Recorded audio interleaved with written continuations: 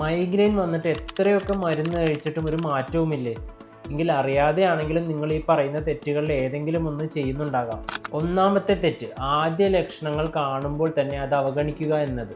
വേദന അസഹനീയമാവുന്നത് വരെ കാത്തിരുന്നിട്ട് മരുന്ന് കഴിച്ചാൽ ചിലപ്പോൾ അത് ഫലപ്രദമാകണമെന്നില്ല.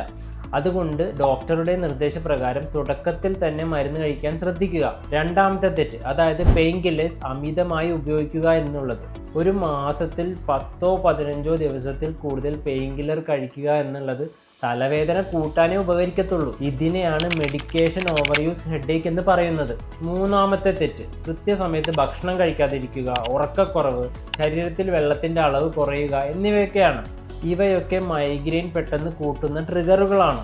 അവസാനമായി, മൈഗ്രെയിൻ എന്നത് വെറും ഒരു സാധാരണ തലവേദനയാണെന്ന് കരുതി കൃത്യമായ ചികിത്സ തേടാതിരിക്കരുത്.